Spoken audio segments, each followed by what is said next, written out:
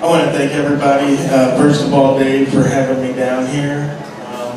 And what he was saying is exactly what it is. I am a First Amendment auditor. I've been in the government transparency for about 4 years now.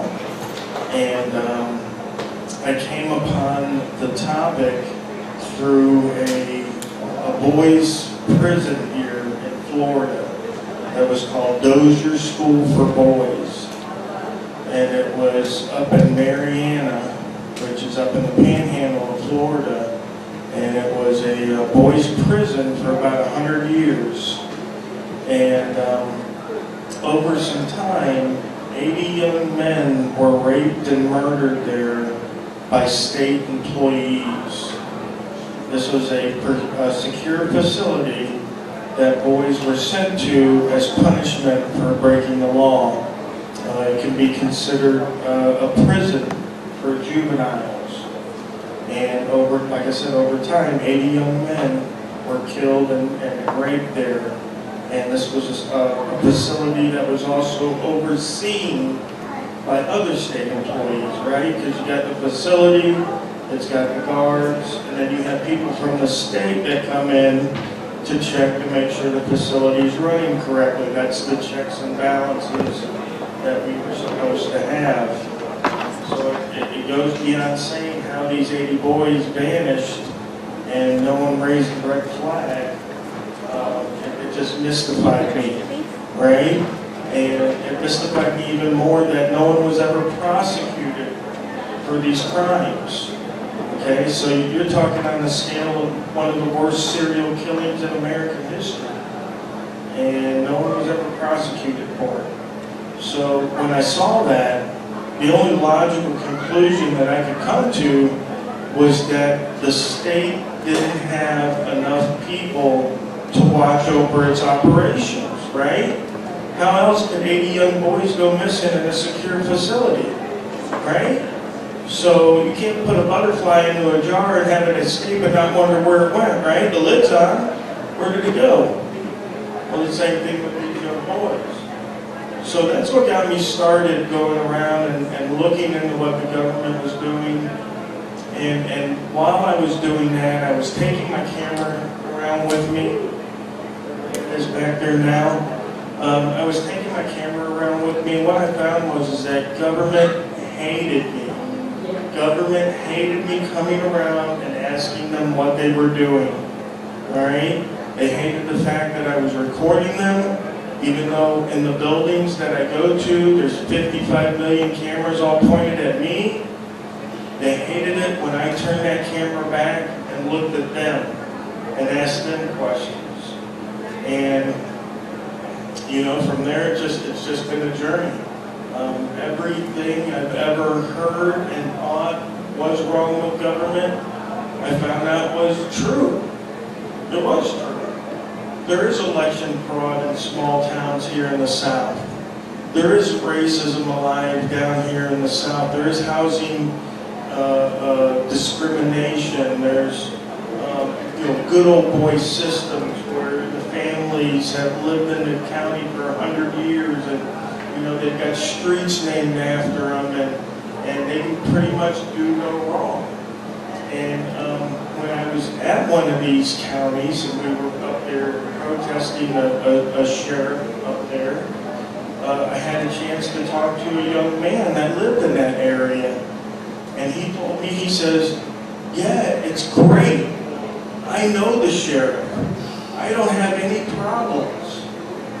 And he didn't understand how the other people that lived in the county and didn't know the sheriff, how that affected them, right? Because he's buddies with the sheriff. He can go home drunk and not get pulled over, because the deputies all know him. But to some people that just moved into the county, or some people that haven't lived there their whole life, trouble, bequeathed them, would overrun them because they don't have those connections. So it's kind of uneven. So what I started out to do was just, when I started out, I just wanted to, I have two little girls, 10 and 15. We homeschool them. We've always homeschooled them. I never understood the idea of giving my children to the state to educate them, right? Especially when you see the work product the state puts out. You know, I'm not saying that to be disrespectful to anybody, but I went to public school. I saw the work product that the state put out. I wasn't happy with it, you know? So we've always homeschooled our kids. And when I started, I said, you know, I just want my girls to understand their rights better. I want them to understand their place better. And one of the ways we understand our place better in the scheme of things is by learning the law, right? Because I equate the law to Dad's rules, right?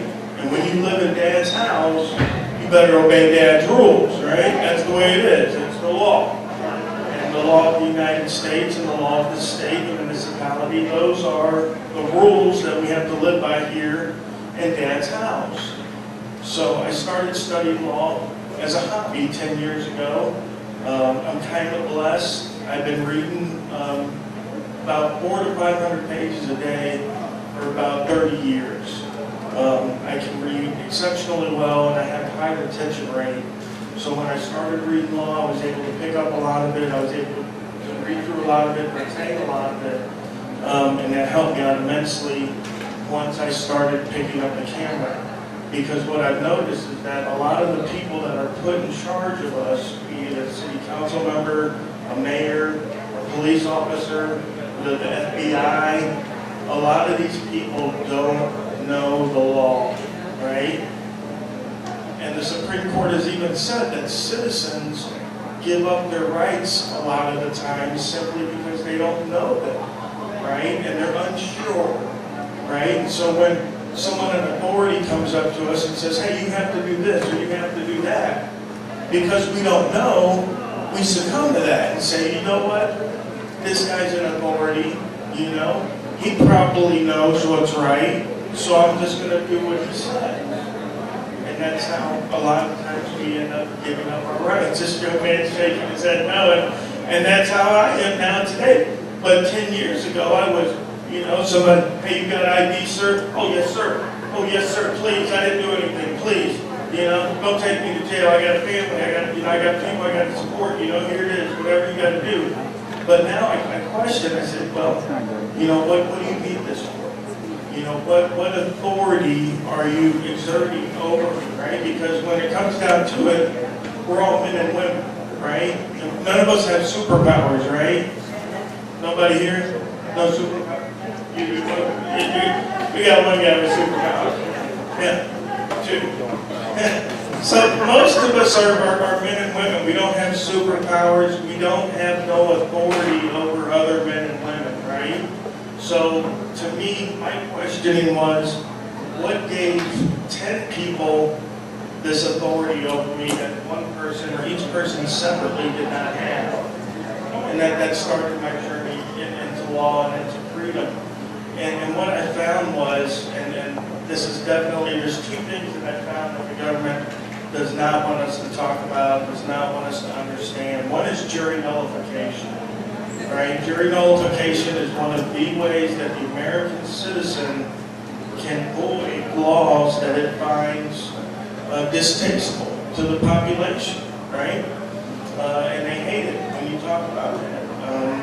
I have a buddy who's been trespassed from a county courthouse all across the state because he would stand out in front of the courthouse with his jury nullification brochures and pass them out to people as they were walking in the court. And the court don't want to know, don't want you to know that you guys have the power to void law, right? Because then, you know, you'd be working against them, right? Well, the same thing with the free press. The free press was given to us as an individual right. It wasn't given us to us just for CNN. Wasn't given us to us for the New York Times. It was given to us as an individual right because the founders realized that over time anybody can be corrupted, right? New York Times can be corrupted. CNN can be corrupted. Everybody can be corrupted. But you know yourself, right? So if you're going out there and you're getting that information, if you're doing that story yourself, going to realize what's true and what's not. You're going to realize that this guy's not going to be able to buy you off, and you're going to release the story, right? And I've done lots of stories, not just my auditing, which is something separate, but because of my auditing, because people see that I come out to the government, I question them, okay, then they call me up, then they email me, okay, because one of the biggest problems that our public officials face today is there's nowhere to turn to, right? So, for example, there was an auditor, a city auditor down, I believe it was Miami, and he had found some discrepancies in the financials. And he takes it to the chief, and the chief tells him, no, it's okay, and just leave it alone, and we'll take care of it, we got it. Now, this guy's faced with a circumstance here. He can either try to take that higher and end up losing his job, right? Or he can just let it go, like the chief said, and continue paying his mortgage and feeding his children, right? And so most of the time, that's exactly what they're going to do. So when I come on to the scene and they see me, well, then they email me anonymously. And they say, you know what, George? I saw you were here last week. Here's what's really going on in this location. Here's what people are really doing that you're not going to be able to see from just coming in and asking a little bit of questions. And I got to tell you, I've been wildly successful at having these people contact me with all kinds of information. I took care of a cop that was fired from his last department because he had child porn on his computer. All right? And what he did was they didn't prosecute him, okay? They just let him go. So, and this is in Alabama. And in Alabama, they have a problem with what's known as gypsy cops. They'll get fired from one department, they'll move to another department, right? So, this gentleman contacted me. He's a third-generation state trooper, okay? His father, his grandfather, and him were all state troopers. He moves back to his hometown. In his hometown, he finds this cop, okay? Now this cop has been on the force at his hometown for like 20 years, after he'd already been let go for the child porn, okay? So he sends me an email. He says, George, please come up here, please look into this, please ask some questions. So I go up there and I go to the sheriff's office and I go to the chief of police and I said, and because I got the evidence, right? I got the evidence. This guy had child porn on his computer. He was like, oh, here's his old chief's signature saying that. And I tell the chief, I said, Chief, I said, why do you have this guy working for you? Oh, that was before I was hired. He was hired before I was. All right. It doesn't bother you that a pillar of your community has been busted with child porn? Like, I don't know, if I came onto a job like that, I would look to see what my coworkers were involved with, at least, He didn't want to have nothing to do with it. Went to the sheriff's department. Oh, that's none of our problem.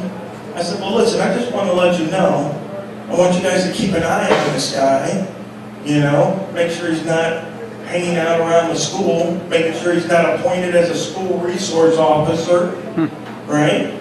And then after I had left, the gentleman emailed me. He said, you know what? I don't know what you said. He said, but that cop's gone, the chief's retiring, and another cop that was involved is retiring also.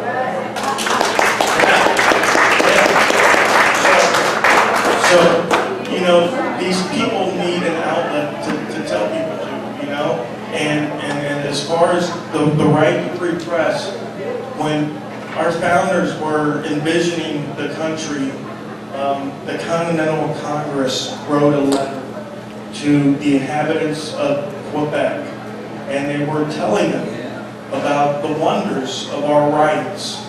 And this was in 1774, it was 2 years before the Declaration of Independence, that they wrote this letter to the inhabitants of Quebec.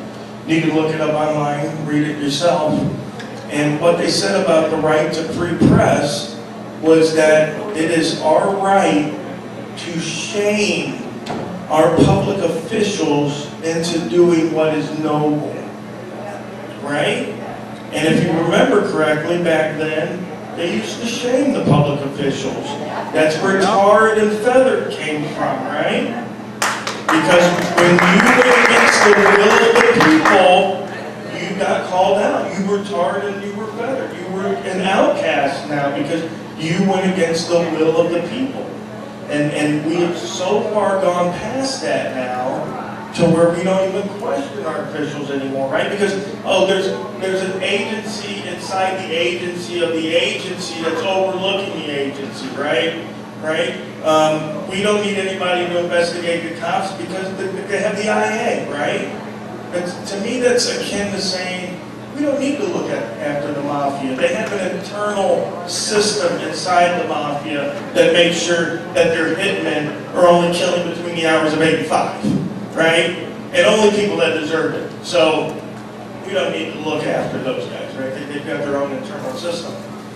But I believe that not only is it our right, it's our responsibility to look after these people. What are they doing, right? Because whatever they're doing, they're using our money, right? They're using our money to do it. They're using our money to drive around. They're using our money to plan. They're using our money for everything, right? But even worse than that, they're using our name, right? Because everything they do is done in our name, right? So every injustice, every travesty, every dozer school for boys, it's done in our name, right? We're allowing that to happen because we're busy, right? We have busy lives. We got work, we got kids, soccer practice, I take my girls roller skating, Girl Scouts. We have busy lives, and that's exactly the way they want to keep us, right? 556 channels on your TV, so you don't end up at City Hall asking, why this or why that. It's just, it amazes me the lack of transparency that we have going on. And people are celebrating it, right? People are celebrating it. And what I do when I do this, there's lots of people that love what I do, but there's lots of people that hate what I do, right? There's lots of people that think that we should never ever question authority. That we should just let them do whatever they want to do and let this decide and that decide, and we have a system and we have a good system, but it only stays good when we're vigilant. Right? Mm-hmm. It only stays good when we're watching, because just like a criminal, if you're not watching a criminal, they're going to do criminal stuff. If you leave the door open and the cash on the counter, they're going to come in and they're going to take it. And guess what? If you don't do nothing about it, next week, they're going to do the same thing. They're going to keep doing it. And the politicians and the government are no different. They're absolutely no different. So if the county here in Charlotte, if they do a building project and they get kickbacks from the developers and no one exposes that, well, hell, there's another developer next week. He's going to build a condo. We get a kickback from that. And I've been working on a story up in Walton County. If you folks know where Walton County is, up in the Panhandle. I just moved from there. Okay, Destin, the resort of Destin. My buddy estimates it to be $500 million worth of fraud up there, okay? And what's going on up there is they're letting the developers develop, homes and high-rises and all this stuff, and they're not holding them to the standards of the state, right? Specifically in like drainage ditches and traffic roadways and stuff. So you can attest, right? They got 12 lawsuits right now. Yeah, it is insane. All right, so we're supposed to, and I'm no surveyor or anybody that does that, but from what I understand of the case, it's supposed to be 6 to 7 inches rain retention, and they're doing like 2 inches. So all the runoff, all the pesticides, all the herbicides, all the stuff people are putting on their lawns and stuff like that is running right into the bay, right? Because they're not having that retention. So, they're literally killing, the bay. They're killing people's property value, you know, because you bought there 20 years ago, there was no traffic, and then they built up to where another 200,000 people could live there, but there's still only that one road, you know, and now your property values are down. Now you have to, you know, take a 45-minute drive, half of a block, to get a loaf of bread, you know, and it looks no different than, you know, Miami or you know, Boynton Beach or any of those places where you literally have to take a half an hour just to go down the block to the store. And it's spreading up. It's not just southern part of it now, it's going to be mid and north. No, oh, oh yeah, but it's true. You'll find it in all places in the state because we keep growing. We keep growing. And so a lot of places are going to have that development brought. Are you guys familiar with the villages? Don't look at it. Okay, I live up by the villages. I mean, I'm at their back door pretty much. And they take up about 3 counties. And we had, last year, I had a county council wife call a buddy of mine. And she said that her husband and another gentleman had got elected to the county council to try to fight what was going on, right?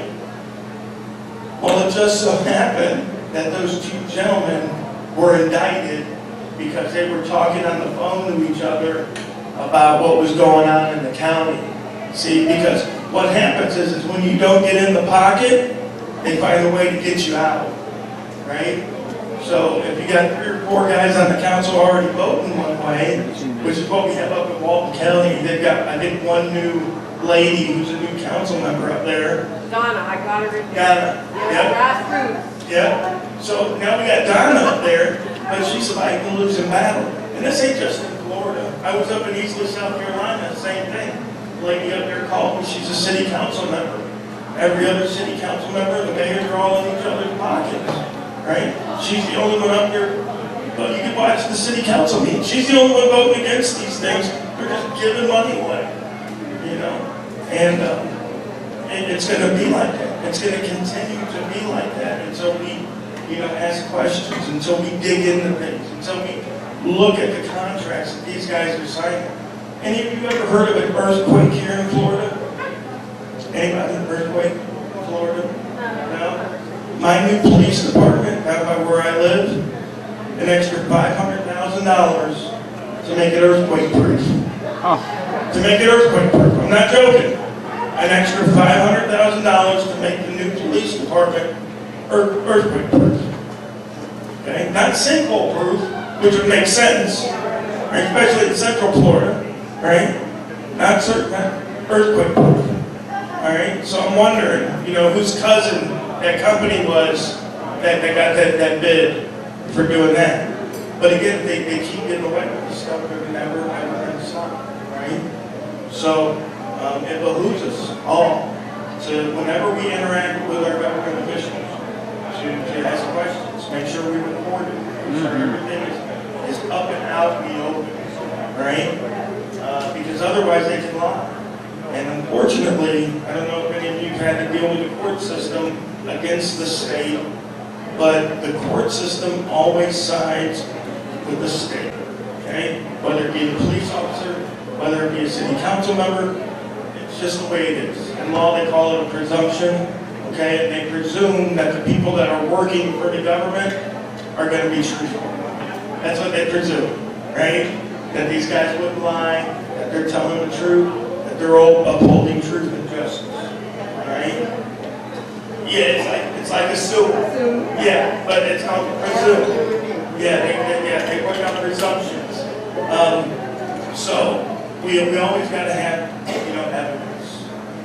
We've always got to have a way to combat whatever it is they're saying, because quite literally they'll say anything and everything they can.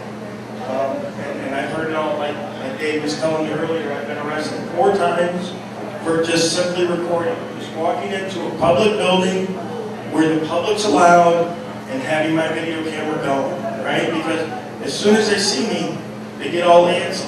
Well, what are you doing here? Well, who are you? Well, that's none of your business. I'm a free American. I'm allowed to do this. Go about your day. Oh, I can't handle that. I'm going to call the police now and have you arrested or have you escorted off the property. Well, I've done nothing wrong. Why would you call the police? Well, you're very suspicious. You have a camera, you're recording, you're not telling me why. You're very suspicious. Okay. But I'm not doing anything.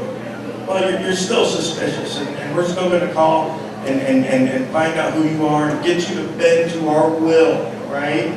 Because we're the city employee, all right? This is our building. If you ever watch my videos online, one of the things you'll hear most often than not, what are you doing in our building? Yeah, I don't know, lucky leprechaun in your pocket? Who's ours? You mean ours? Our building? Sure, yeah, I'm in our building that we allow you to work in, right, for us. Right? This isn't your building. This is our building. This is everybody's building, including them. But it's everybody's building. And we allow you to work in it. And we allow you to buy computers and laptops and all these neat little gadgets and things that you need to perform your duty. To who? To us. Right? But they love to say, well, you're not everybody. I don't have to take care of you because you're not we the people. Right? I'm a public servant, but only to we the people. And you know what I tell them? You can't get out of your obligation to serve me because I'm not everybody. Right? Because then who do you serve? You serve nobody. Because we the people ain't walking in at any time, ever. Right? Because we the people is every single person in that body. Right? If it's the state of Florida, it's everybody in the state. That's we the people. We the people in Charlotte County is every single resident in Charlotte County. If there's one person missing, you don't have we the people. It's every single body in the county, in the state, in the nation. That's we the people. So even though they don't serve us singly, like a servant would, like a butler would if I was rich or a maid, they still have to serve us, right? They still have to provide service. Now, do any of you use Google Maps? Okay. Go to Google Maps, pick out any city you want, in any state, and look up the government buildings. And look at the reviews on those government services and read some of those reviews. Now, most of them you'll find are people that don't have cameras, right? They won't have a link to a video showing you how they were mistreated. They'll just tell you how they were mistreated, right? And one of the things that gets me is that, because I work in the private sector, I work in service. I've been in service for 25 years, bartending and wait staff. I also own my own company that provides wait staff and bartenders to weddings and birthdays. And down in Miami, we do a lot of dinner parties for the mucky ones over there and that kind of stuff, right? So in the private sector, I have to have a smile on my face all the time. How you doing, guys? Beautiful. All right. All the time. I have to be on my P's and Q's, right? But not when I work for the state. I can have the crappiest attitude you've ever seen. What are you going to do? You going to tell my boss? My boss don't care. Look, you got a worse attitude than I do. You know? What are you going to do? We have unions. You can't get us fired. You know how hard it is to get a public employee fired? Ah, you got a better chance of winning the lotto. That ain't a joke, right? So now money gets taken out of our wallet, whether we want to or not, gets taken out of our paycheck to pay for these people, for us to come in to get treated like we're dirt on their shoes. Ah, I can't believe you want to pay your water bill today. You're just doing my nails, you know? And that's the way they treat you. And you can see it in my video, but even more so if you just go and do it yourself. If you go in and ask a couple of questions yourself. If you ask one question that they don't like, oh, you'll see. You'll see how quickly things will turn. And how quickly you'll be getting escorted out. It's called Rogue Nation Audits. Yep, ROGUENATION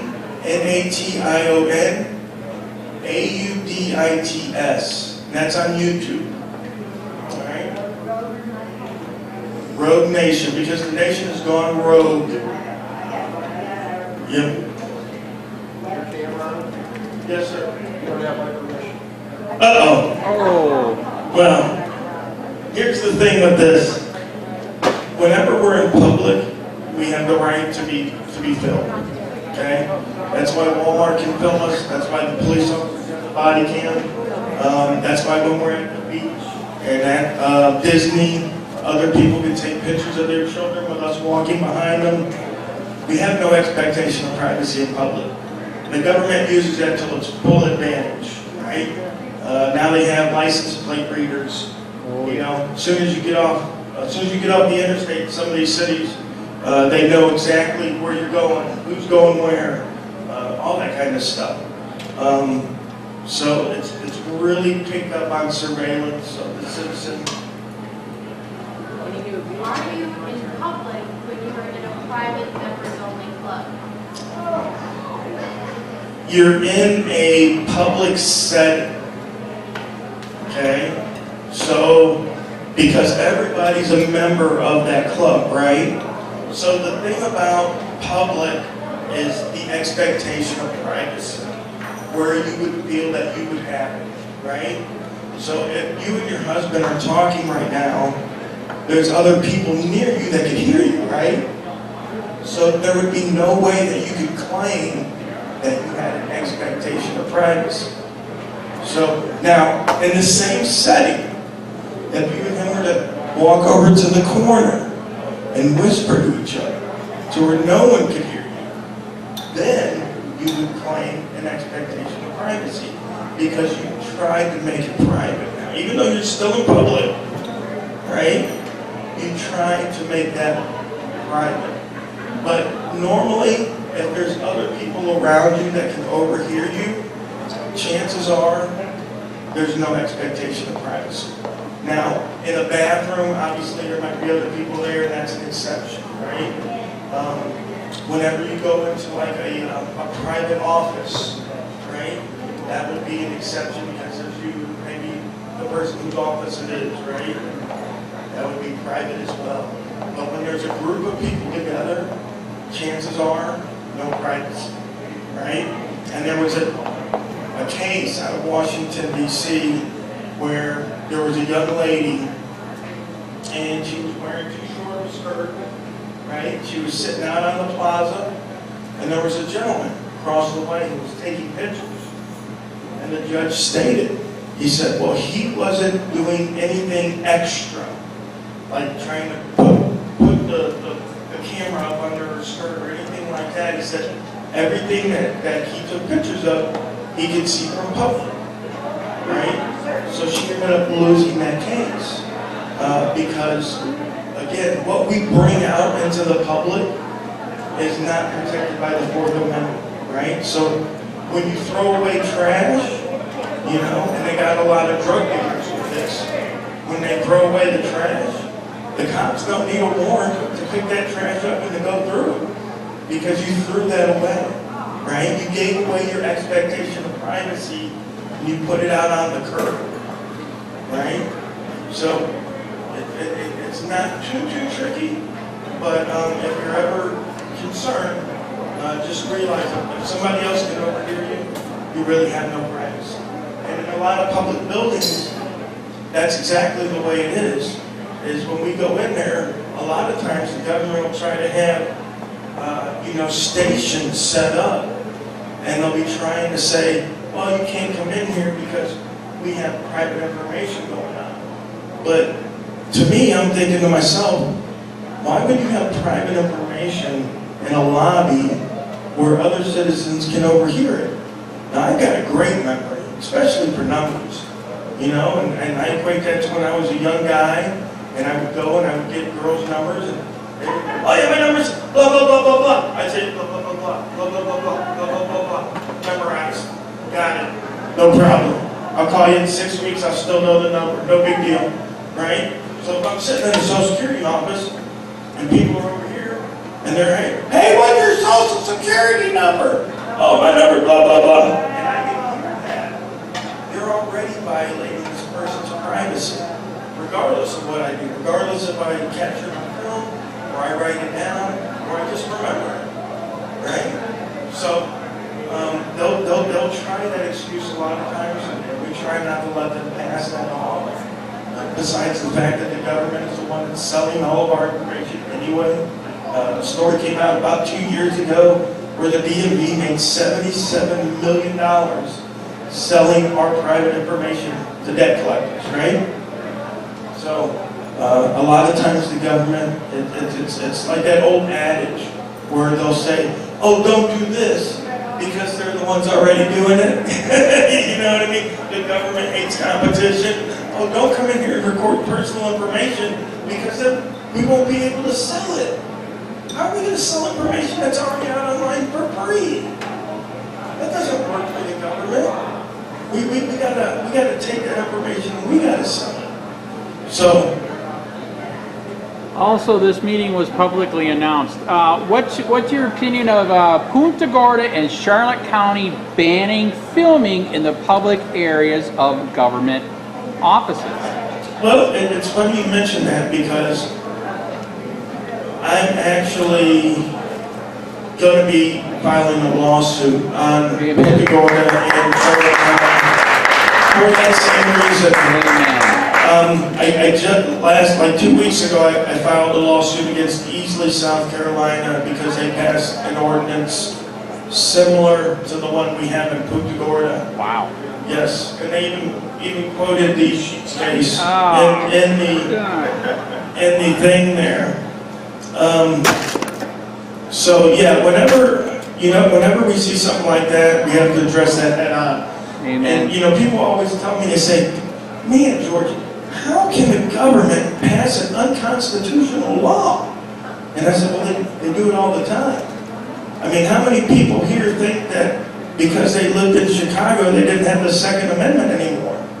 But for 30 years, you couldn't buy a handgun in Chicago or have one, even though you were an American citizen and you had the Second Amendment, right? So the government can pass as many unconstitutional laws as it wants.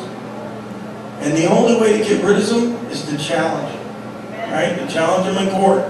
That's it.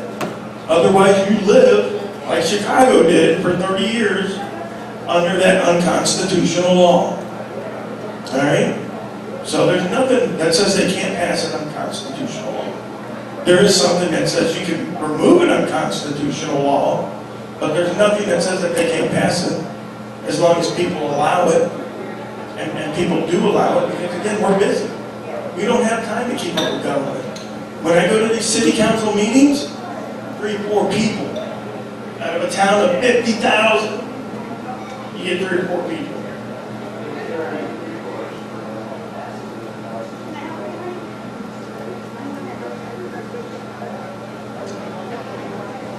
I mean, you have to sue them because, I mean, you can. I've only seen one city that wised up and repealed the law themselves, right? Because they understood, if I don't repeal this law, these guys are coming and they're going to be suing. And I'm not shy about it. I spoke at Ilegaly City Council the night they passed that ordinance. And I told them, I said, listen, this ordinance is unconstitutional. I said, if you pass it, I said, tomorrow I will be back here with an intent to sue. Okay? And I'll drop that off. And then 90 days later, I'll file my lawsuit on it. They passed the law. The next day I dropped off the intent to sue. Last week I sent in my lawsuit paperwork. I'm asking for $1 million. Amen. Okay? I probably won't get anywhere near that, but I want to let them know that if you pass unconstitutional laws, there's somebody that's going to do something about it, right? Because a lot of times they hear, oh, I'm going to sue you this and I'm going to sue you that. Well, luckily for me, I've taken the time and done the research. Now I file my own lawsuits. I don't have to wait on a lawyer. I don't have to wait and see if somebody thinks, oh, that's a good case. Or, I don't want to ruffle the feathers where I live. Because a lot of lawyers don't like to take cases where they're at, because that's the people they work with, right? So now I file the cases myself, so I don't worry about that. When I tell you, hey, if you pass that, I'm going to sue. That's what's going to happen. Now I might lose, but that's fine. But you will pay that unconstitutional law against me. And we'll keep filing, me and my buddies, guys and girls, we'll keep filing until that's gone. And we'll keep at it until that's gone. Right? Thank you.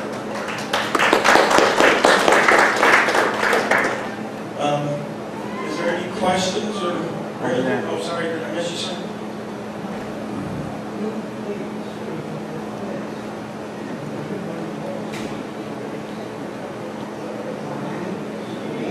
The citizens pay for if it's against an officer, there's two kinds of capacities. There's individual and there's official capacity. If I sue an officer in his individual capacity and I be disqualified immunity, he pays me, not the citizen. If I sue the government in their official capacity, then it's always going to be the citizen that pays. Right? Now, and I understand what you're saying, that, damn, we're suing, but we're hitting the local guy, right? We're hitting the local guy for the money for this. And that's a travesty. It's a travesty I hope will be remedied by citizens in these communities saying, wait a minute, why are my property taxes going up? Because they don't want to train the public employees to do what's right? Because they want to pass unconstitutional ordinances? Is that why I have to pay now? Because of this? And then the citizens, hopefully, this is the hope, right? Because nobody knows, nobody's written it, it's written in stone. But the hope is that the citizens then take action themselves, locally, in their own, area, and say, hey, like in my area, I'm proactive. I go to the sheriff and I say, do you guys know about the First Amendment? Do you guys know that you can't violate people that are recording in public, right? Because I don't want somebody like me coming to my county and getting hemmed up, filming in the sheriff's department where he's allowed to, and having to pay a lawsuit. So I'm proactive, and I tell the sheriff, and I tell the deputies, hey, you guys know what you're doing out here? Because if not, you can get sued, right? And that's going to come from my money, right? So that's one good way to mitigate the cost to you.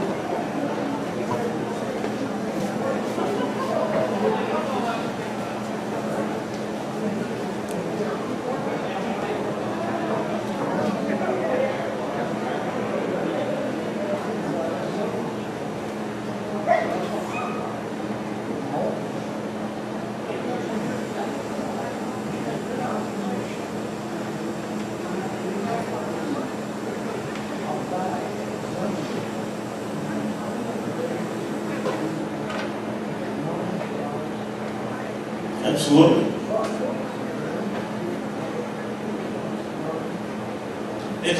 It's hard to prove. Some might even say it's impossible to prove, right? And I can guarantee it'll never be proven by us sitting on our asses, right?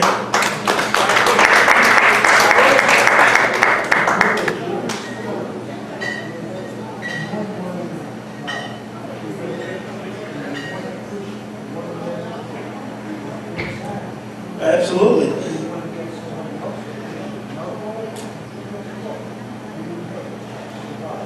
Right, and you know, in facing a lot of those odds, we have to realize that this stuff is big money, right? Government corruption, tyranny, this is big money, right? And if the mafia is going to kill somebody over $10,000, you can guarantee that the government is going to kill somebody over $100 million, right? So when I say that every time I go out there, I'm possibly taking my life in my hands, I absolutely mean that, right? Because I could stumble across something. I'll tell you something I stumbled across a while back that never ended up really getting resolved, but a council member in a county here in Florida, up in the Panhandle, he called me up and he said to me, he said, George, the sheriff is the guy bringing all the methamphetamine into the county. Okay? Not only is he bringing all the methamphetamine into the county, he's keeping the deputies away from the little town where there's a drugstore that is selling the needles, right? And this guy got word of this because they had a flood there after one of the storms one year, this little town did, right? And the county's made up of a whole bunch of little towns. It's in the Panhandle. I'm not going to say the county because the guy's still the sheriff there. He's probably still dealing meth. But there was a flood. And they brought in those pumpers to pump the streets out. And the pumper got clogged. So the guy called the city councilman. The guy goes down there to help unplug this, do whatever. He says it's full of needles. It was plugged up with needles from the street. That's how bad it was there. Okay? And that's how he found out about it. And what had happened was the sheriff, his sister and her husband used to be the big dealers in the county, bringing in all the methamphetamine. Well, her husband died. So he stepped in to help his sister with the drug trade, right? And I did a story on it, and I stood in front of his sister's house with a big sign behind me that said, elect him. And I told him, I said, we know you're selling drugs. We know you're selling drugs in the county. I said, we're going to be keeping an eye on you. Now, it's the closest I could come without specifically naming him, okay, and saying, hey, Sheriff, you know, because at that time we didn't have any viable evidence, right? We didn't have no camera work on him or anything of that nature, so we had to tread softly, but we wanted to let him know that we knew what he was going on, what he was doing. Now that city council member, county council member, he's gone from that city council. He ran for his life. He's living in Texas now, and he's trying to get on the San Antonio, Texas board out there, right? Because he's a really great guy. He's a really good, freedom-oriented gentleman, which boggles my mind how he got elected in this county up there, because it's not the good old boys. And that this guy's a Jewish guy from New York.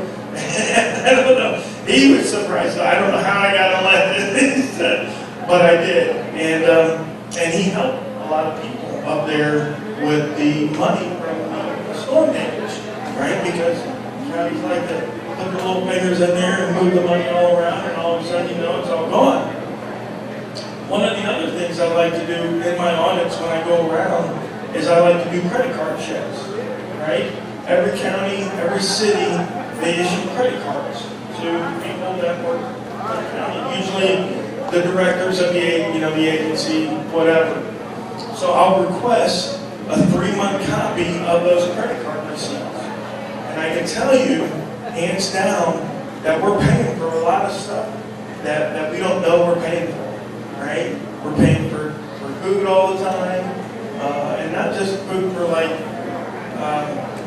take to the office. Like, oh, I'm going to take some donuts to the office today. Let me slide my upgraded and buy a dozen, right? Like, you can tell when people are paying $5 and $7 for food on their way home. You know, picking up a gallon of milk on their way home, right? I had one lady who purchased school uniforms for her kids on the county credit card. Now, when I asked, because what happens is when you ask for the receipts, they'll send you the statement, right? The statement will tell you what company and how much was spent, but it won't tell you what it was spent on, right? You got to request the receipt now. So I requested from Fort Pierce, Florida, I requested their credit card records. I looked through them and I identified 27 questionable purchases. So I made the request for those receipts. Guess how much they wanted to charge me for the receipts? $270. $10 per receipt. There were some receipts I asked for where the cost of what was purchased wasn't $10, right? $10 per receipt. And that's how they keep stuff in, right? Because even though we got the sunshine laws, like the gentleman's saying, there's no enforcement of the sunshine laws.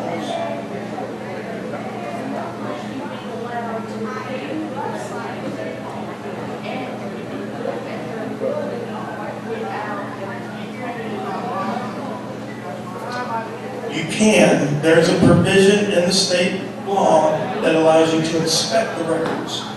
And those are supposed to be free. But what they like to do is say, well, it took us so long to find these receipts. So they're always going to put a charge on you. Right? Now, it might not be $270. It might only be $20 or $50. But these are the things that they're doing. And a lot of times they're not letting us get the records at all. You know, I've got people that are wanting records up in the Panhandle now on a couple different instances, and they're not getting them, right? And the only thing you can do is sue. That's it. That's the only way. Go ahead.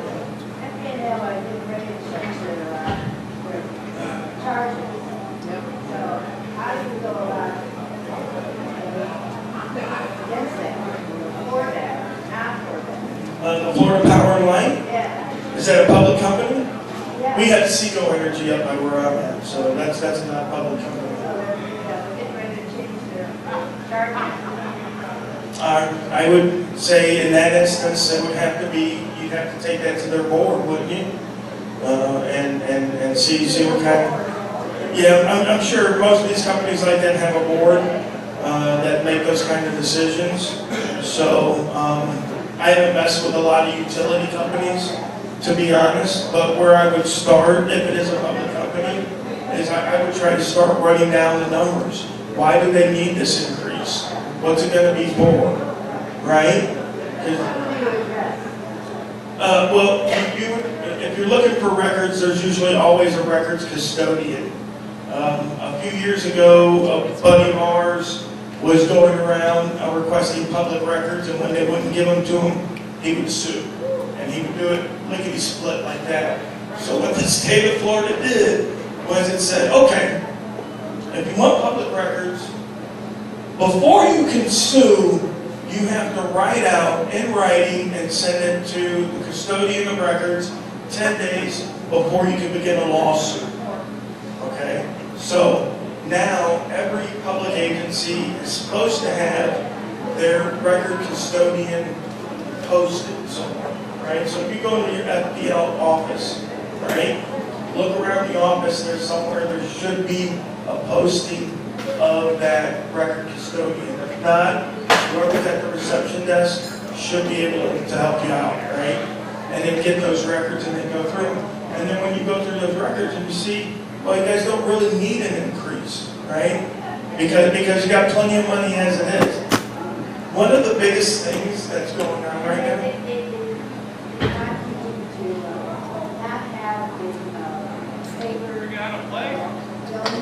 But they can save money. Okay. So that should come off of that. of course. Yeah, and I don't have to tell you folks, we all know it. Nothing ever goes down. Nothing ever goes down. That doesn't matter what it is. Oh, you know, we're raising money for this, but nothing ever goes down. It's like the toll roads. You know, when they say, oh, we're going to make a toll road. For 10 years you'll pay this toll, and then after that, we'll take away the toll. That's never happened. Never happened. Right, pretty much. I mean, again, we can ask questions and we can expose, right? And that's basically public shaming, right? Is what I do basically is I shame our officials publicly, right? Because when they act like children, when they act ungrateful, when they try to hide stuff, you know, because I'm just walking in with camera, right? And my theory is the same theory they use against me. If I have nothing to hide, what am I worried about? Right? The government, they want to come and look at my underwear drawer. And they say, oh, you got nothing to hide, what are you worried about? Okay, I can live with that. What do you guys hide? How come I can't look? National security? I had one guy, I was at the water department, right? Walked into the water department, me and my buddy, we walked into the camera. Oh, you can't record me. Why not? Well, you know, this day and age, everything that's going on, you know, robberies. So somebody's robbed the water department? They steal a toilet? How often have you guys been robbed here? I said, well, never. I said, well, how often does something bad happen here? Well, never. Okay, all right, I get you. So I tell people, I said, when did Americans become a nation of people so scared of everything around us? Amen. Right? 9/11. See something, say something. Everybody was put under a microscope, and every suspect in those buildings was hammered or a terrorist. Why do you Absolutely. fill this building? Are you trying to bomb us? This is what's going on. And I tell people, you have more of a chance of winning the lotto than you do of dying in a terrorist attack, you know? Some things in life we have to live with, right? We have to live with getting old, right? There's nothing stopping us there. We have to live with dying. We have to live with paying taxes. Nothing is going to stop that, right? If somebody wants to, shove a stick of dynamite up their bunghole and run into a crowd, they're going to do it. And guess what? If the government regulates dynamite, they'll come up with something else to stick up their bunghole and run into the crowd with, right? Like, you can't stop idiocy. You can't stop these people that are crazed. You know, this is something that we have to live with. Instead of looking like everything is out to get us, you know, let's live. Let's live our life. You know, and most people, I get to you in a minute, sir.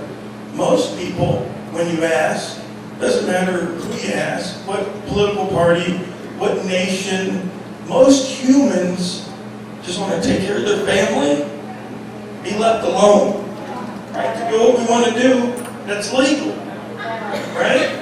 I'm sure we can all agree, we don't want people out there doing stuff that's illegal. You know, children's stuff and all kinds of nasty stuff. We don't want that, right?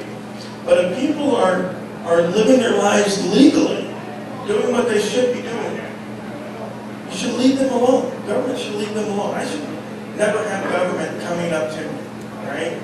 But we do. And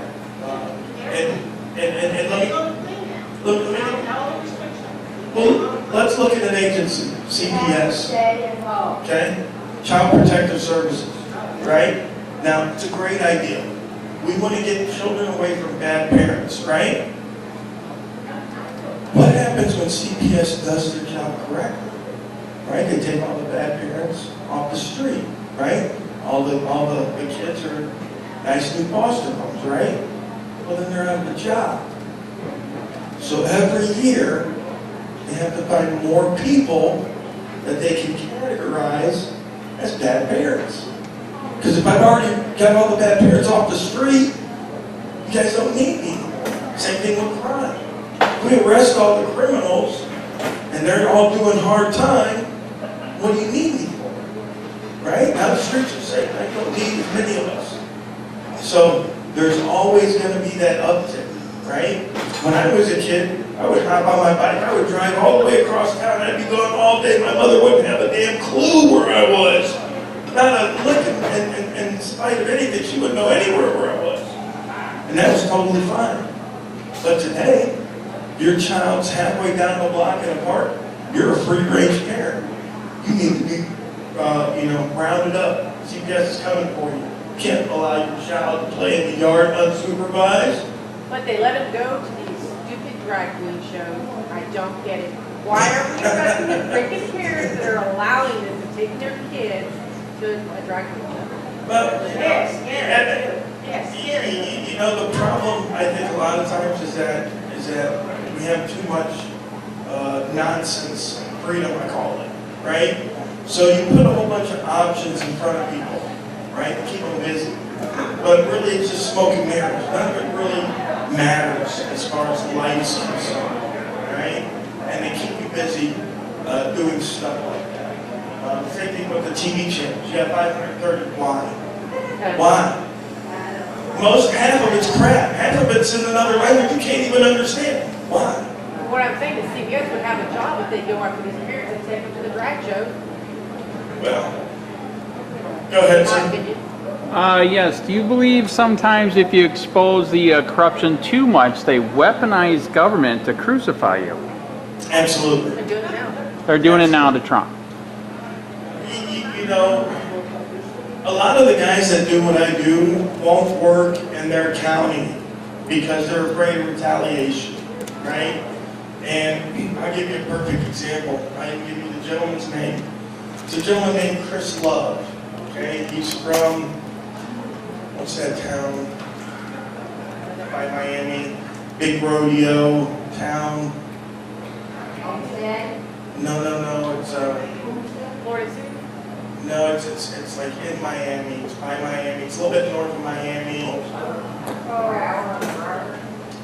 I can't remember what the name of the town is right now. I'm sorry, folks. It'll come to me sooner or later. But anyway, this gentleman, Chris Love, he's lived there his whole life. He was a rodeo star for 17 years, right? He left the rodeo. He's now a marksman. He teaches handgun safety, shooting, stuff like that.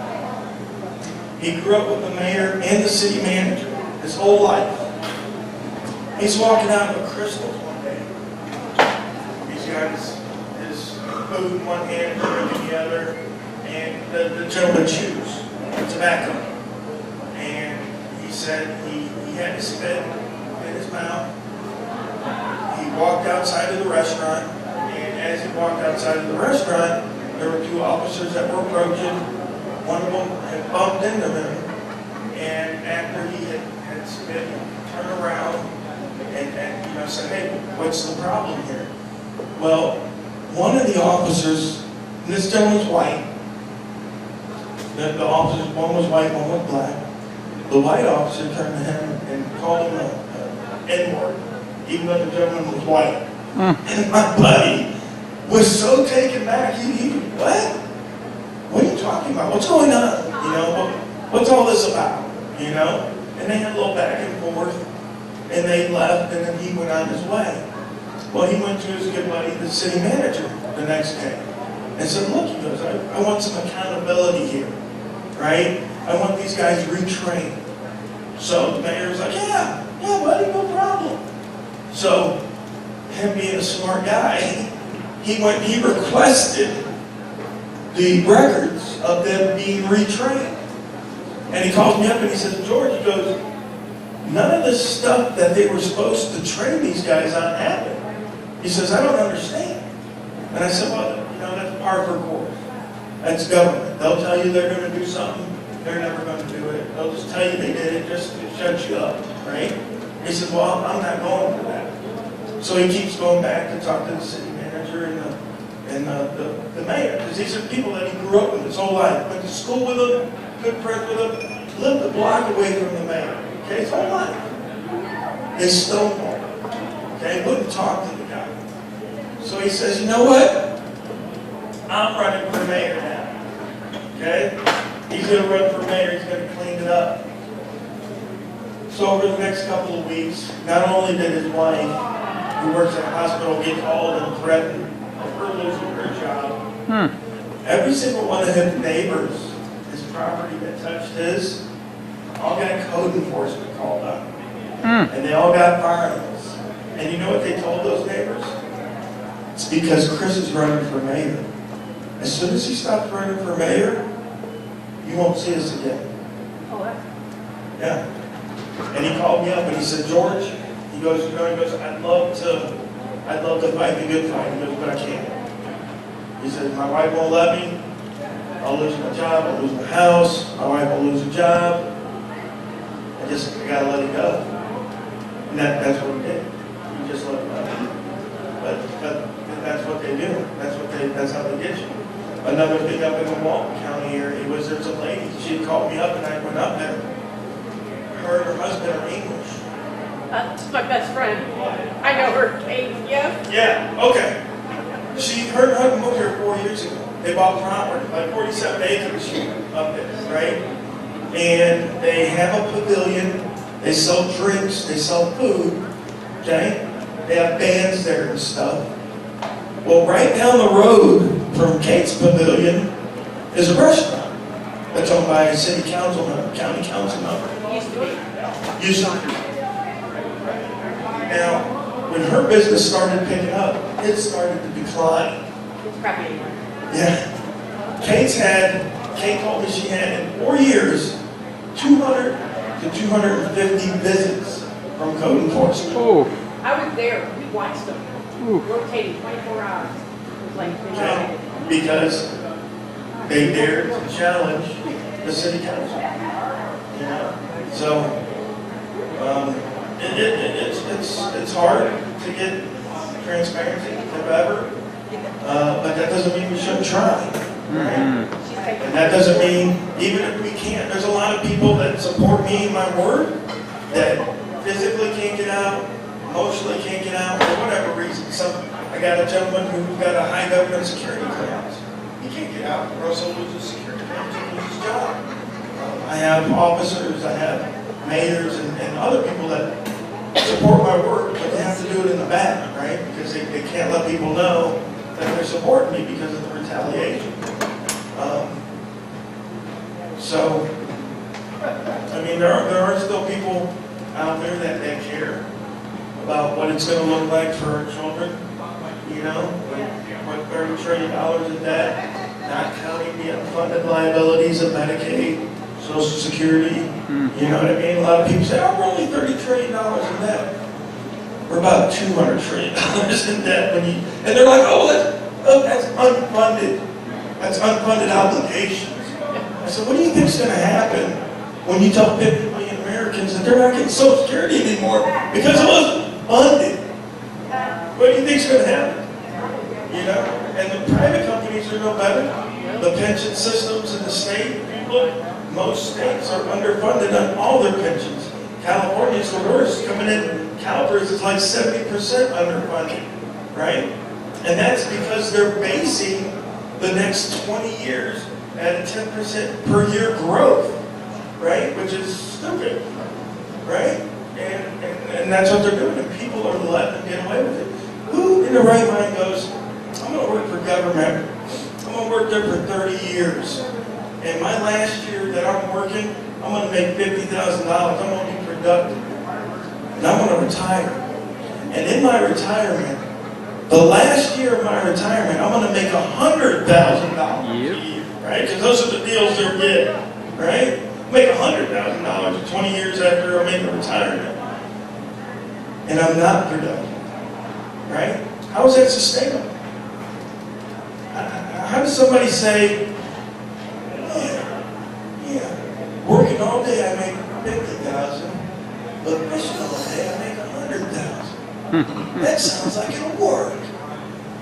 Who believes it, right? And then so what happens? Well, not a lot has happened yet because we keep borrowing money. So it seems like the good times are still here, right? Let Gary, Indiana borrow $1 billion. I bet you they think you're the most prosperous city on the planet, right?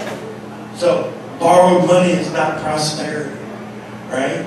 So what do you think is going to happen when all these bills come due, right? I mean, there's going to have to be some kind of reckoning, right? Some kind of devaluing of the dollar, like they did back in the 30s when they took gold, and then next day they bumped it up from $20 to $35 an ounce. Ooh, Federal Reserve. ooh, I like that. Half my money. I got $100 grand in the bank now, it's worth 50, count me in. You know what I mean? So, and I was talking to a gentleman earlier tonight, Fed Now is coming. Fed Now is coming in July. You can read that on the Federal Reserve Bank's website, okay? They're going digital, okay? And what it means when it goes digital is there's nowhere to hide, right? And now they have control of the money. It's like a spigot. They can turn it on, they can turn it off. Everybody knows about the social credits that are going down in China right now. Your social credit tells you how good of a citizen you are. Do you question the government? If you don't question the government, you're a good citizen. We've got benefits for you. We've got money for you. But if you question the government, if you question what we do, you're a bad citizen. We're going to have to turn off that money spigot. You're going to be living in the slums, buddy, till you wise up. Re-education. I'm now re-educated. I know that the government is there to protect us, hold our hands, and wipe our little tushies.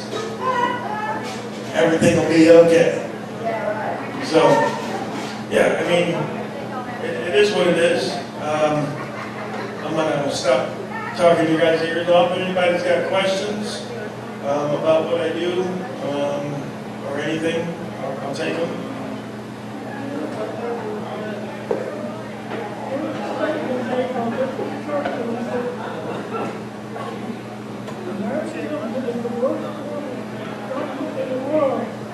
Except for all of them. We are, no matter. Oh, absolutely. Absolutely. No, listen, and that's something that everybody likes to say. Well, if you don't like it here, you can live somewhere else. If you don't like what we got here, you can go somewhere else. But I want to be clear, okay? We are, Americans, the common man, we are better off than any common man in any society in the history of mankind.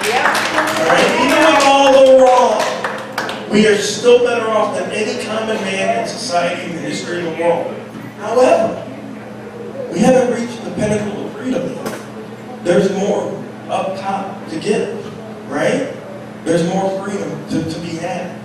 We can't just rest on our laurels because, hey, we made it as far as everybody else in the world's made it so far, so we're good, right? So we don't have to worry about free speech or this or free guns or anything else because we're at the pinnacle, right? The government, they trust, we trust them and they're going to do what's right.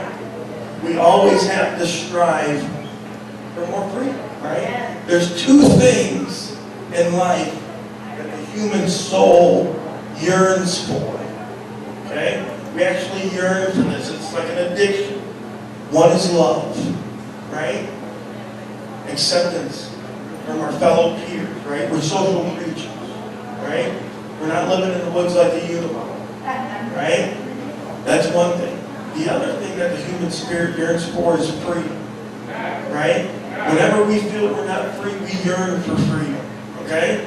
The people in China and North Korea, every day they wake up, they yearn for freedom. They feel it in their soul. They know they're missing something, right? But we can be tricked. We can be tricked into thinking that we are free. And that'll say, that'll calm that yearning, right? Because we think we're free, therefore we must be free, right? But when we look around, we're not. And I'll tell you how you know. Because when the state can come and take anything and everything up to and including your life and face no consequences for those actions, Amen. You're not free. Okay, when the state can bust down your door and shoot you because you wake up in the middle of the night, you're going to go fight off the intruders, and they shoot you, and they say, well, you know what? The wrong address on this warrant, Bob. Bob, the wrong address on this warrant. That's all right. We got qualified immunity. We'll just say it was a mistake. The guy come at us with a gun. What guy would come at us with a gun when someone's breaking in their house in the middle of the night? They didn't announce that they were the police. Right. So, but they don't care because there's no consequences for their actions, right? And we allow them to get away with these actions, and that's why a lot of the citizens, when they see these shootings and stuff like that, they're up in arms. Because if you notice, when government gets charged with a crime, there's usually some hush-hush that goes on. The charges either go away, or they get very reduced sentences, right? And they don't have that that same punishment that a citizen would have. Investigate themselves. Well, that too. They investigate themselves and they say, oh, we've done nothing wrong, you know. And I've got a lawsuit going right now against the Mobile Police Department, where I was standing on the side of the road, filming. And they came up and they detained me, they asked for my ID, and I'm at the part of the lawsuit now, summary judgment, and the defense, their lawyer is saying, well, this guy's, we didn't violate his rights, you know, because he wasn't supposed to be there, you know. They will do anything and everything in their power to make it out to be our fault, and not their fault. It's always our fault. You know what I mean? And that's why in a lot of these instances, when we're filming, I'm saying, yeah, man, when we're filming, and people try to come up and they try to put hands on me, I've been pushed out of buildings, I've been thrown out of buildings, and people in my comments will say, man, that guy put his hands on you, you should have defended yourself. And I tell them, I say, no sir, will I ever. Because what will happen, and what has happened, not to me, but to the people I know, is that when they did defend themselves, the cops show up, and it's my buddy who doesn't work for the state, an employee that does work for the state, and my buddy goes to jail. And the person that works for the state, nothing happens to him. Innocent and proven guilty. Yeah, I tried to, that's what it's supposed to be, but that's not the way it works. That's not the way it works. Any interaction with the police, when they roll up, what are you doing? I got reports that you were doing this. Prove me wrong. Prove me wrong. You got ID?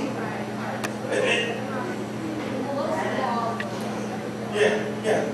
They come up to me and they say, well, do you have ID? You're suspicious. He says, and I told the police officer this one time, he said, I don't know what's going on. And I said, well, how is my ID going to tell you what's going on? And he said something else, and I told him, I said, man, you need to take that shit on the road. Because that's a good trick. I give you my ID, you can tell me what's going on. So, I mean, the logic. Some of the stuff I hear, you would never believe. You would never believe what these people say. You would never believe how these people act. Hold on, let me get to this young man right here real quick.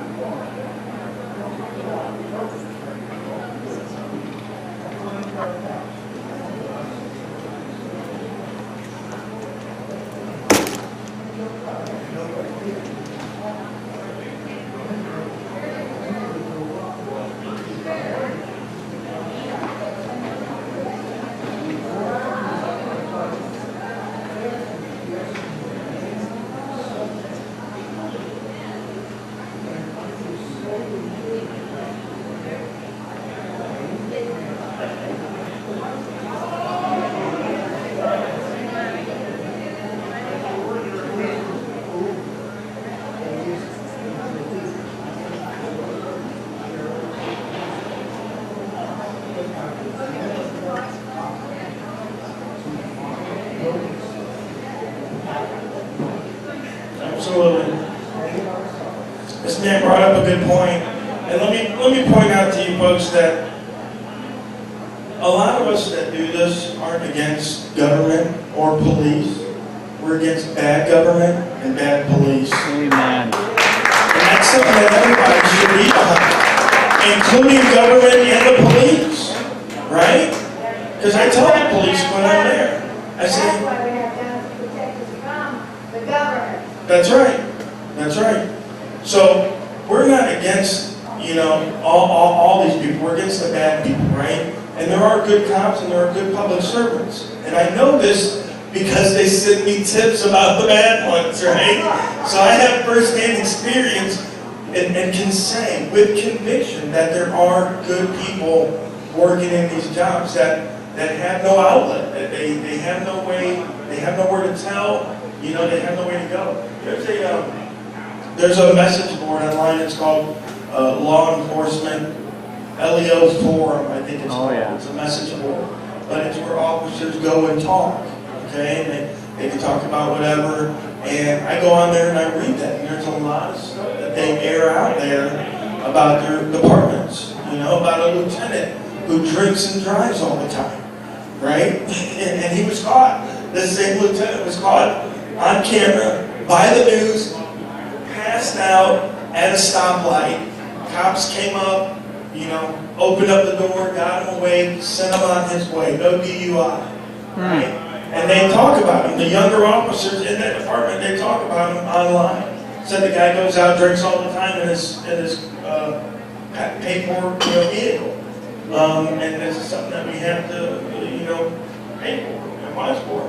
I just did a body cam footage of a state representative up in Hartford, Connecticut. She was so drunk, she ended up flipping her car, right? And then she wants, you know, special treatment. There was another young lady, I want to say it was down here in Gainesville, who arrested an officer, a corporal, her supervisor, her superior, because he was drunk. And as they're standing in the booking area, you hear them talking back and forth, and he's like, "Oh man, there's cameras on." He's like, I can't blow into the machine, right? Because he knows he's drunk. So he asks her, "My body, can you blow for me?" And she says, you know I can't do that." Where would he even get the ideal that asking is acceptable? Why? What did he drink that made it seem like it was cool to ask my coworker to blow for me? Do you feel that the root of all of these problems is the moral decay in our nation? And what remedy is there unless we morally restore our nation? Well, it's absolutely in decay. It's absolutely in decay. You can see it in every facet of life. You can see the propaganda in every facet of life. I'm sure everybody here remembers, "Baby, it's cold outside." They took that off the radio. They put on some real nasty stuff on the radio. That's okay. But "Baby, it's cold outside" is not okay, right? But the problem that we face as Americans, and the problem that everybody in the world faces as humans, is basically they never taught us how our minds work. Okay? So a lot of our issues come from the fact that when we're adults, every adult in the world, doesn't matter where you're from, you use three things every day of your adult life. Every human in the world does. You use your mind, you use your money, and you use the law. And 99.9% of the world has barely a passing understanding of those three topics. Most people today think that Federal Reserve notes are money.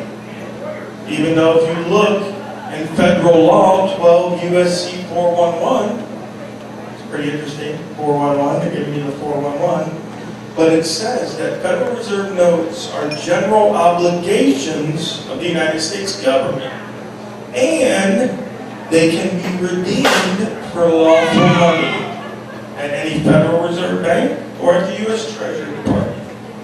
Okay? So basically what you have for money is IOUs. Alright? That's what we have for our money. Most people don't realize that. Okay?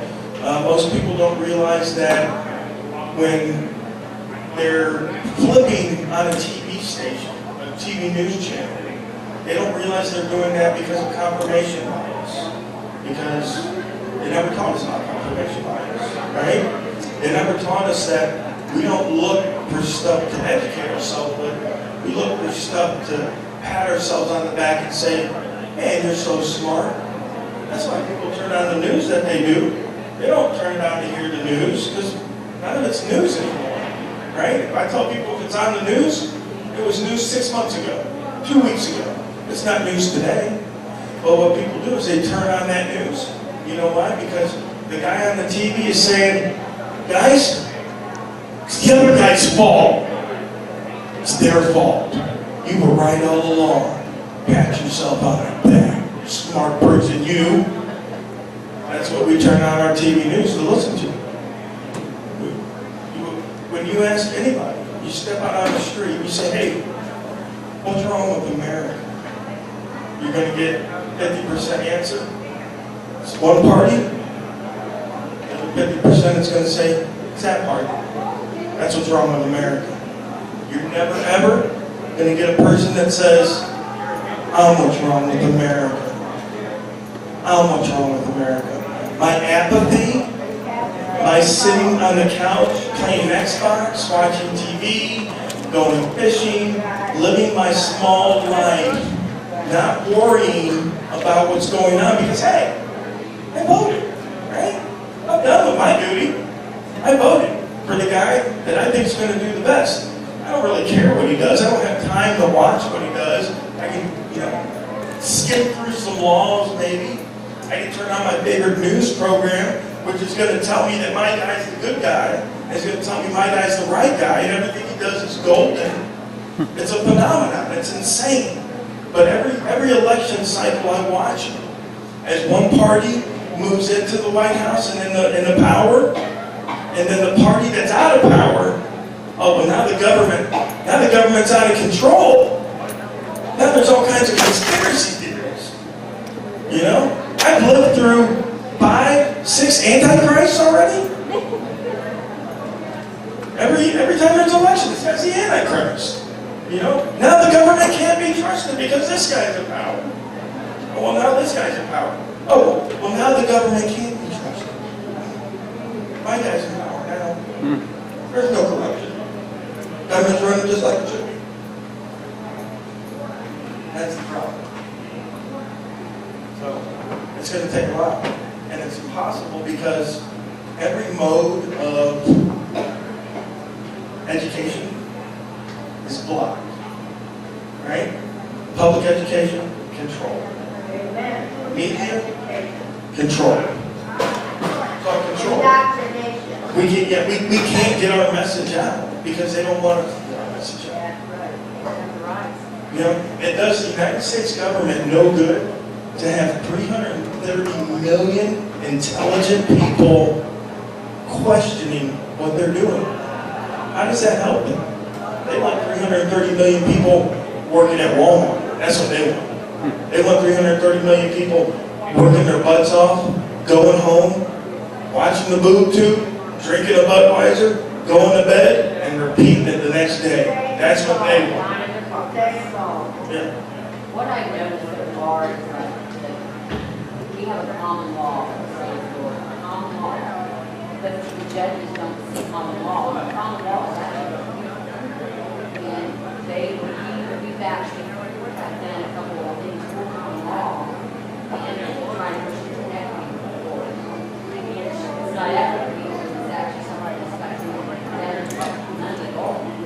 Well, you know, that's a topic and a situation that goes very, very, very deep. And you have to get into society and the societal contract and the obligations that we owe as citizens and the rights and responsibilities that the government owes us. Due process, the judge, several of the judges that's here, hopefully, we've actually processed those things that they can't say that they don't have. The common law, or they don't know anything about common law, because we sent it to the state statute still has common law. So we sent it to process each one of them. And to me, they just still don't want to go back to where that's really it for us. Right, right. And every law that they pass, more freedom is taken from us, whether Amen. it directly affects us at that time or not. In Indiana, they start common law. Right, right. And they don't have common law marriage and stuff like that. Now, here's a perfect example. Most people don't realize that the civil marriage license is a contract with the state. Okay? When we get married, it's supposed to be between you, your spouse, and God. Right? Holy matrimony is what it's called. Now, most people don't realize that the church didn't get involved with marriage until around the 1500s. Okay? Before then, the church was never involved with marriage. Okay? Way back in the day, it was called pair bonding, is what it was called. Okay? But around the 1500s, the churches started getting into it. Around the 1800s, government started getting into it. Okay? So now, we no longer have holy matrimony, we have a marriage, civil marriage. Okay? And in the law here in the United States, the civil marriage license is a contract. And it's a contract between you, your spouse, and the state. Nothing to do with God, nothing to do with anything of that nature. Okay? It's between you folks. And in law, it's called a sui generis contract. It's ever changing. That's why a divorce is only a modification of the contract. It's not a cancellation. And it's one of the strongest contracts that the state has over its citizens. And again, it allows stuff like the family law courts to go on, CPS to go on. There's a legal doctrine called parens parente that's come to us from England, and it means father of the country. And so what had happened is back in the day, the king would take care of the orphans, right? That had no parents or whatever. It was up to the king to have an orphanage and all that other stuff. Well, that came to us from England as well.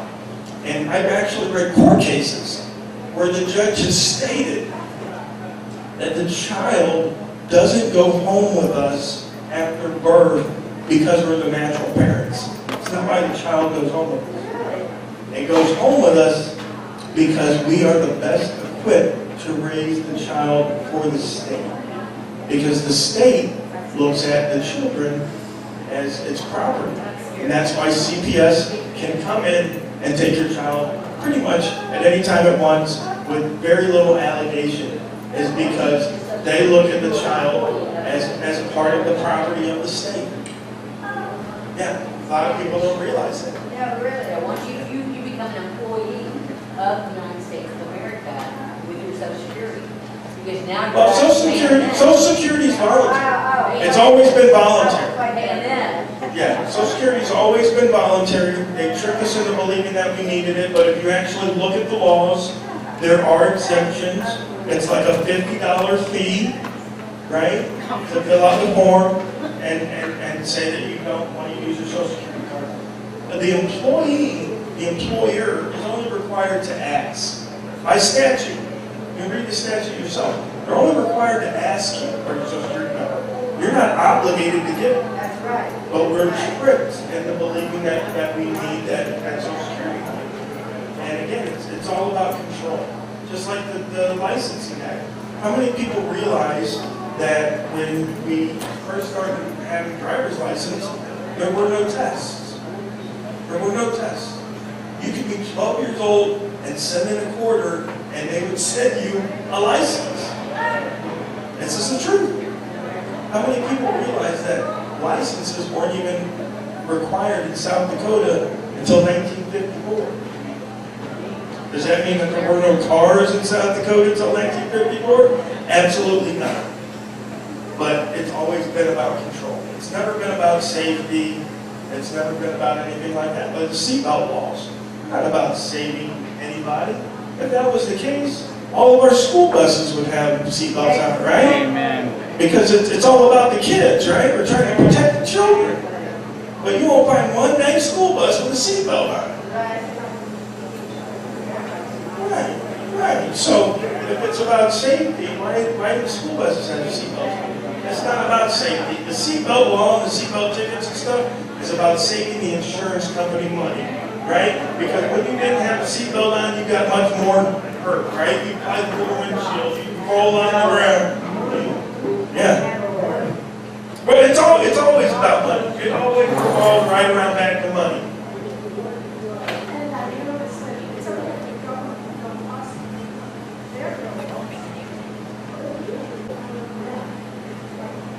Yeah, that's exactly right.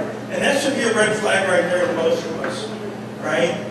Because if someone doesn't want what they're doing seen, especially when it's a public duty, then there's an issue there, right? I have nothing to hide when I do my work.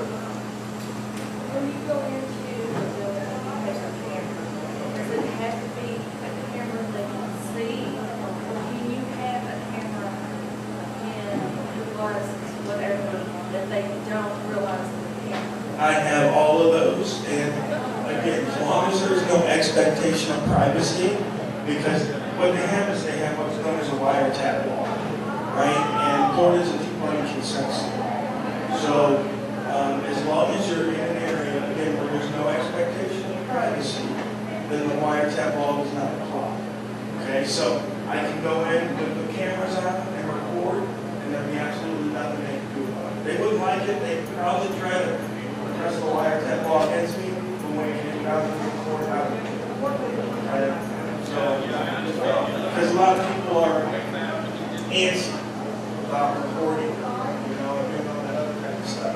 I mean, if nothing else, I bought, for $20, I bought a little USB drive, and it records audio. It records audio for 7 hours. You can pop that thing on, you can wear it around a string on your neck, you can record all the audio you want. And again, as long as you're in an area with no expectation of privacy, you're good. And even more so than that is, if I'm recording something and I'm not in a place where there's no expectation of privacy, if I'm not doing anything with that, it's really not illegal either. Just like it's not illegal. If everybody was to put their social security card out here on the table, and I was to come by and film that, nothing illegal there either. The illegal part comes when I take that social security card, that number, and I use it to do something I shouldn't. That's the illegal part, right? So, any of that stuff that they try to get, if you watch my videos, you'll say, oh, well, these are, you know, confidential information, and blah, blah, blah. It could possibly well be, but there's no crime committed until I use that information in a nefarious purpose. So, I mean, same thing with HIPAA. I don't know how many people are familiar with HIPAA, but I go into a lot of health departments and stuff like that. They always love to use HIPAA. Health Insurance Portability Accountability Act. But what they fail to realize is that the citizens aren't accountable to HIPAA. Only the medical providers and their subcontractors are liable to HIPAA. And it's applied usually to civil file. And so I like to tell them that if a doctor was to walk out of the office and drop somebody's medical file in front of me, I can record that all day long, I can post that on the internet all day long, and I'm not in trouble. I'm under no obligation to keep anybody's medical data private, right? So if someone comes to me and tells me their medical information, I was to say it out loud, I'm not in trouble. I'm not required to keep that information private. So, yeah, the law's passed. So, you know, it's always nice to look and stuff and see what's going on. But I can tell you that I'm 49 years old now, and I never felt as free as when I picked up the law and started reading the law and found out what people could do and what they couldn't do. It saved me in so many instances, and you know, I pushed so many limits. I had my headlight out for 5 months. One of my headlights out for 5 months, trying to get a ticket, so I go talk to the judge. Because judges, they don't have tea times. You can't get no point to go talk to the judge. You gotta get a ticket. So I drove around for 5-6 months, with one of my headlights out. I got pulled over 5 times. I got 5 warnings. The last officer that came up in my car, he said, "Do you know your headlights out?" I said, "Yes, sir, I do." He said, "Are you trying to get a ticket?" I said, "Yes, sir, I am." He said, "I'm not giving you one." Oh my God. Finally, the wife said, "Fix that." I said, "All right." I left my tail light out for over a year. Drove all the way up to Chicago. Drove around Chicago for 5 months. Me and my family on an extended stay. We got family up there. Then drove back down. Had it for a year. Never got a ticket. Never pulled me over one time. Because in the state of Florida, it says you have to have 2 working lights. But it doesn't say that you have to be in 2 parallel lines. Most cars have 3 lights now, right? So you have to have brake lights, they have to be parallel, right? But it doesn't say those are the ones that have to be working, it just says you have to have 2 working. So there's all kinds of little tricks in the law, and that's why I say when you know the law, you're more confident about whatever it is you're doing, you know? Before I knew the law, even, you know, when I wasn't doing anything wrong, when an officer got behind me, I'd be nervous, you know? But now I don't get nervous. As a matter of fact, even if I got pulled over the other day, I didn't have my seatbelt on, it was my fault. They pulled us over, and there was no nervousness at all. Because I know what is allowed, what's not allowed, what he can do, what he can't do. And, you know, I know my rights, I know I can defend myself legally. You know, 200 years ago, you weren't considered a learned person if you didn't know the law. You couldn't handle your own legal affairs. You weren't considered by society as a learned person. So, like I said, 3 things in our life that we use every day: our mind, our money, and the law. And if we want to position ourselves to be as free as possible, then we need a better understanding of all 3 of those topics. The mind first, because what happens is, and I don't know how many people were into psychology, but I got into psychology when I wanted to find out why are people ignoring these obvious signs, right? Why is this stuff on TV and people are ignoring it? And I got into psychology, I got into groupthink, I got into biases, and I got into belief systems. How many people here know the one thing that controls every action a human does? Does anybody know? Or what filters every piece of information that comes into our brain? Anybody? No? Not yet. Because we can also get information through our ears. Right? We can hear it on TV, somebody will read it to us. Our beliefs. Our beliefs control every action we take, whether we know it or not, subconsciously. Right? If you're a vegan, it's probably because you believe red meat's bad for you. If you wake up at 6 a.m., it's because you believe the early bird gets the worm. Right? Productive people get up early. Right? That's what I believe. And our beliefs control the information that comes into our brain. Right? So, whenever we have a belief, anything that goes against that belief automatically, subconsciously gets discarded by our brain as being false. Okay? And it's just the way the brain works. It's just the way the brain works to keep it clutter-free. Right? Because our brain is like a computer. It's like a supercomputer. Right? And it needs virus protection. Right? And they've done studies. Okay? When we love somebody, when we're attached to somebody, the critical thinking element of our brain shuts off. That's why in relationships, whenever there's a spouse that has stepped out, our first response, bar none, is disbelief. Because the mind can't accept that. It rejects that. Right? They couldn't do that. They would never do that. It's disbelief, because the mind automatically rejects that because it's not your belief. And that's why 2 people can see the exact same circumstance and give 2 different stories of what happened. Because psychologists call it belief glasses. We see everything through our beliefs. And that's how we interpret it. That's how we interpret reality. And that's why reality is different from some people than other people. That's why the reality for Democrats is different than the reality of the Republicans. But then there's the truth. And then there's the truth. That's correct. That's correct. And so I tell people not to have beliefs, to have theories or hypotheses.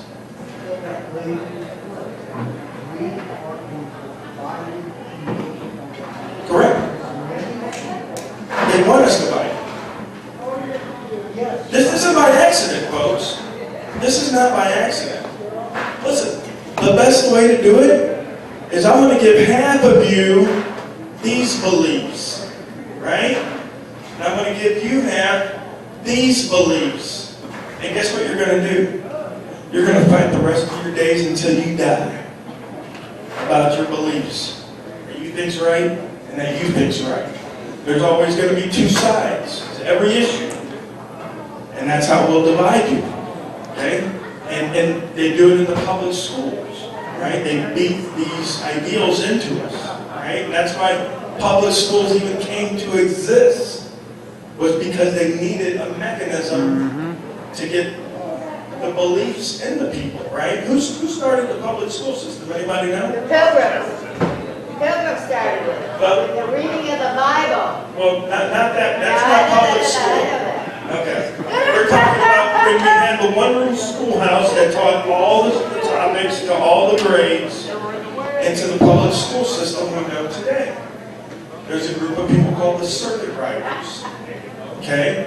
And the circuit riders were a group of professors that was paid by Johnny Rockefeller to go around in the South, to the cities, and to espouse the public school system, right? And they said, this is great. Public school, you can get property tax to pay for the public school. And that's basically when public school started. And Woodrow Wilson, in 1908, he gave a speech. And the reason I know all this is because I wanted to understand where I was sending my children to, right? What was the public school? What were its goals? And Woodrow Wilson tells us what the public school's goals were in a speech to the New York Teachers Association in 1908. And Woodrow Wilson said, he goes, we only have a limited amount of time. He said, we can't teach everybody. There's not enough time. So what we're going to do is we're going to take very few people and we're going to educate them. And the majority of the people, we're going to educate them enough to pull a lever. And that's what they did. And that's what America is now. Who do you go to if you have a question? You go to the experts, right? Where did the experts come from? Only a handful of schools. Harvard, Yale, Princeton. You don't have to brainwash a whole nation. You don't have to manipulate a whole nation. You have to manipulate 3 or 4 colleges. And everybody else in the country are going to go to those college graduates because they're the experts. They know what's right. That's where you are today. Look, see an expert in any field you want, I guarantee you. Harvard, Yale, Princeton, Oxford. So, all right, guys. There's all kinds of stories in Michigan. Not that I know. Well, Catherine Henry, constitutional lawyer, she moved down from Michigan recently to Ormond Beach, Florida, and she's having problems with local government there. We're actually going to her house on Monday to help her fight against local government. They're trying to say that some stuff on her property is not allowed to be there. So, but she was big up there for like the masks and stuff like that. She fought against the governor during COVID about all that stuff. Yeah, the lady that was insane. Yeah, she was really insane. Now, I was in Indiana right at the start of COVID. My family, my wife's family's from Fort Wayne, Indiana. So we were up there during the start of COVID.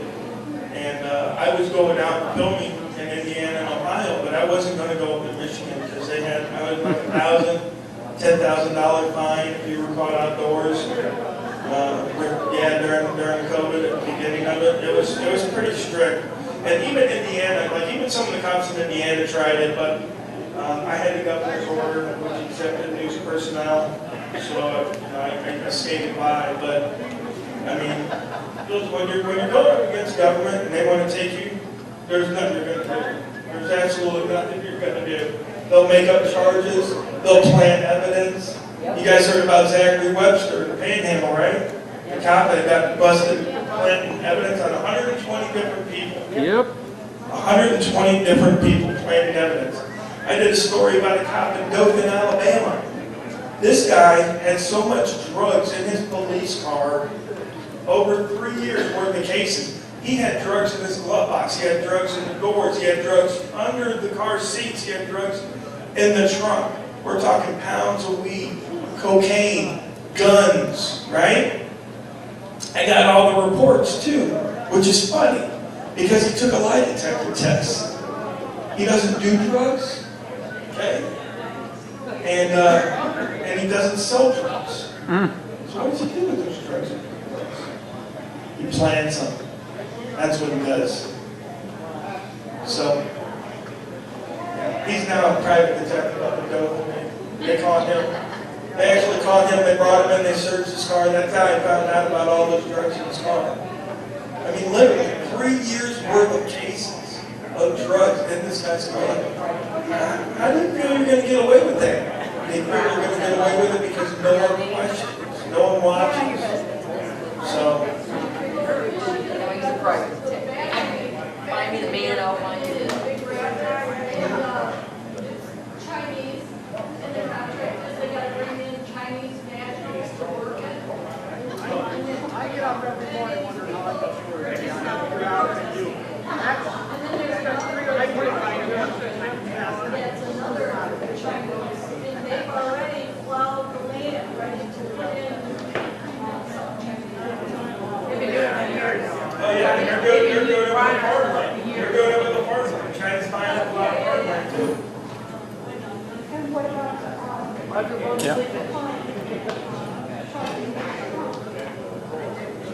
Oh. Yeah. I mean, we could go on talking all night, but Dave said it's time to wrap up, so I'm going to let you guys go. Yay! Thanks, guys. Enjoy being